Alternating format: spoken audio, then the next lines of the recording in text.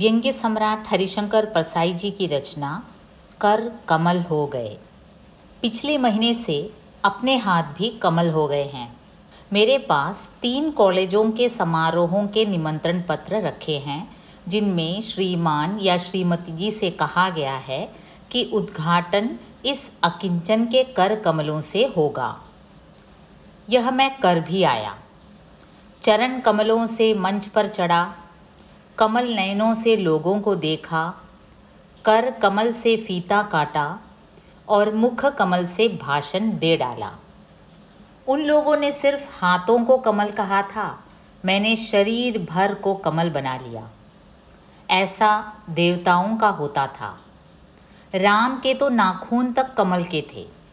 देवताओं का एक काम तो मैं भी करता हूँ, आकाशवाणी करता हूँ। रेडियो से बोलता हूँ और रेडियो का हिंदी नाम आकाशवाणी है। यूँ मैं विनोबा भावे से ज़्यादा गांधी जी के रास्ते पर चलता हूँ।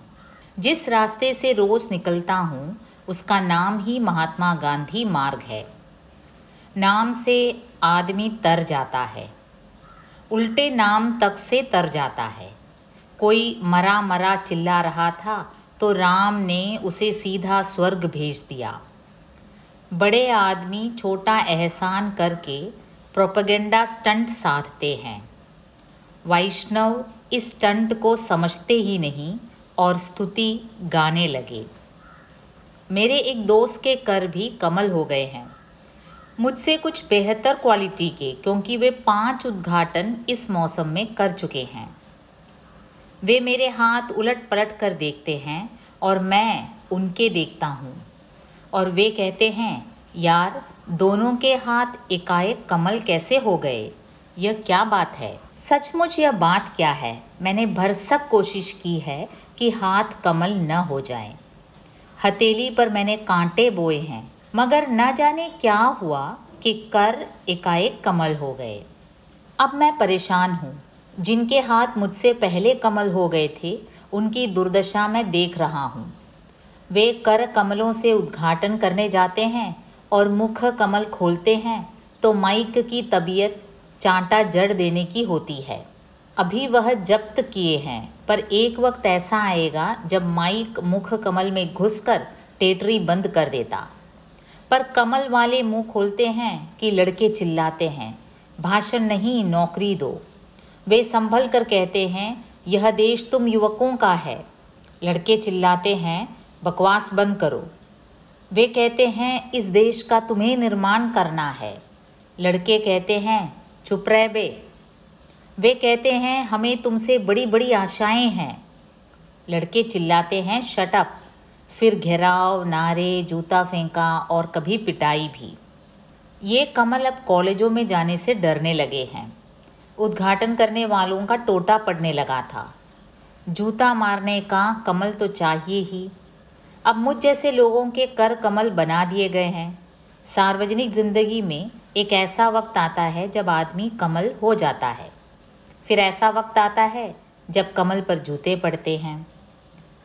अखबार में यह जिनका चित्र है उनके हाथ पिछले 15 सालों से कमल हैं।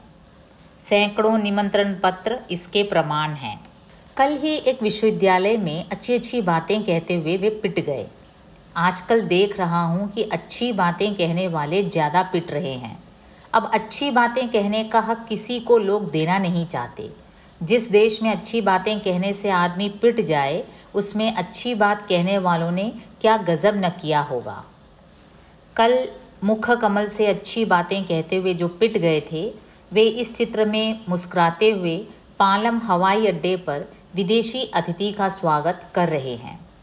विदेशी राज अतिथि की मुस्कान इतनी अच्छी है कि लगता है वे भी अपने देश में पिटकर हवाई जहाज़ में बैठे होंगे। बिना पिटे ऐसी अच्छी मुस्कान नहीं आ सकती। यह हमारा पिट कर मुस्काने वाला बता रहा है। इस देश में यह बड़ी अजब बात है कि जो जितना पिटता है वह उतना ही अच्छा मुस्कुराता है। विदेशी राज अतिथि से अपना यह कमल वाला क्या कह रहा है? वह जो कहता है अखबारों में नहीं छपता। वह कहता है, साहब हमारी शर्म अब 20-22 साल की जवान लड़की हो गई है। जब आप आते हैं तो आपकी मुस्कान की रेशमी साड़ी अपनी नंगी शर्म को पहनाकर आपके सामने पेश करते हैं। आप इससे शादी कर लीजिए, यह पूर्ण शीलवती है। हमने हर चीज़ का शील भंग हो जाने दिया है, पर शर्म के शील की रक्षा की है। इसके बाद वह अपने कर कमलों से 2 दर्शनी हुंडियाँ निकालेगा, एक चीन की और दूसरी पाकिस्तान की, और फौरन भुगतान करा लेगा। फिर वह किसी जादू से चीन और पाकिस्तान को बच्चों को डराने के बाबा बना लेगा। बच्चे भूख के कारण रोएंगे तो कहेंगे, चुप सो जा, बाबा आ रहे हैं। चीन और पाकिस्तान पकड़ कर ले जाएंगे। बच्चे डर से भूख को मारकर सो जाएंगे। विदेशी फिर कहेगा, आपके देश की महान संस्कृति है। अपना कमल कहेगा, संस्कृति की हड्डी को अब कुत्ते चबाते घूम रहे हैं। संस्कृति की हड्डी कुत्ते को जबड़ा फोड़कर उसकी खून को उसी के स्वाद से चटवा रही है। हाँ, हम विश्व बंधुत्व मानते हैं, यानी अपने भाई के सिवा बाकी दुनिया भर को भाई मानते हैं। ये कमल अब पुलिस की सुरक्षा में मिलते हैं। यह नई किस्म का कमल इस देश में पैदा हुआ है, जो तभी खिलता है जब आसपास पुलिस हो। वनस्पति शास्त्रियों को इसका अध्ययन करना चाहिए। नृत्य तत्व शास्त्रियों के काम का यह नहीं है, क्योंकि यह आदमी नहीं, कमल है। कमल सूर्य को देखकर खिलता है, सूर्यास्त पर बंद हो जाता है। यह नया कमल पुलिस देखकर खिलता है, पुलिस न दिखे तो मुरझा जाता है। बड़ा सुंदर दृश्य होता है। आगे पुलिस, पीछे पुलिस, बाएं पुलिस, दाएं पुलिस, और बीच में यह कमल मुस्कुराता चला जाता है। एक सूखा सरोवर है जिसमें खाकी लहरें उठ रही हैं।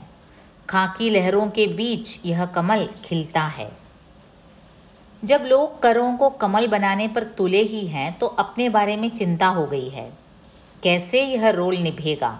एक तो मैं हरगिज़ अच्छी बातें नहीं कहूँगा। इस देश का आदमी लगातार अच्छी बातों से मारा गया है। बहुत लोगों का ख्याल है कि जवाहरलाल शेरवानी में गुलाब का फूल न खोसकर भटकटैया खोसते तो ज़्यादा अच्छा होता। लगातार अच्छी बातों से मारा, सुंदर फूल से मारा। मैं अगर अपने मुख कमल से कोरी अच्छी बातें करूं तो सामने बैठे लोग मुझे फ़ौरन जूता मार दें, मगर बहुतों के पैरों में जूते नहीं हैं। ये क्या मारेंगे?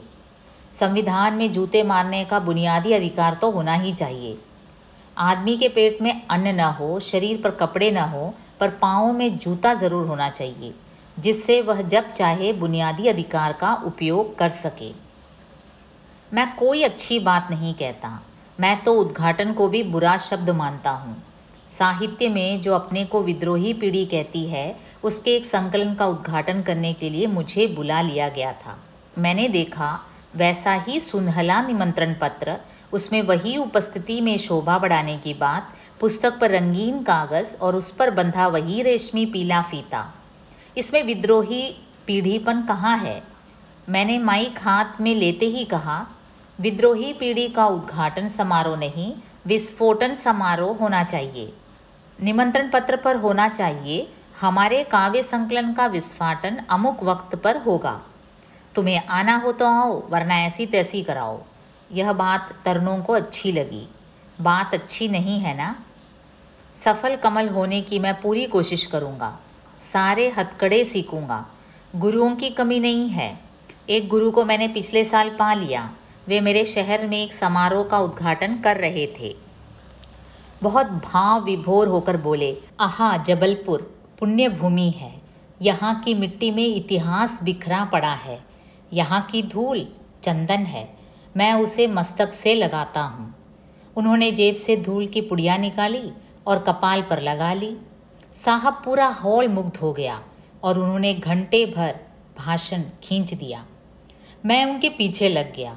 सागर में एक समारोह का उद्घाटन करते हुए उन्होंने फिर कहा, आहा सागर, यह पुण्य भूमि है। यहाँ की मिट्टी में इतिहास बिखरा पड़ा है। यहाँ की धूल चंदन है, मैं इसे मस्तक से लगाता हूँ। उन्होंने फिर जेब से पुड़िया निकाली और कपाल पर धूल लगा ली। सागर वाले भी मुग्ध होकर उन्हें सुनते रहे। फिर वे बरेली पहुँचे। वहाँ वे बोले, आहा बरेली, यह पुण्य भूमि है। यहाँ की मिट्टी में इतिहास बिखरा पड़ा है। यहाँ की धूल चंदन है। मैं इसे मस्तक पर लगाता हूँ।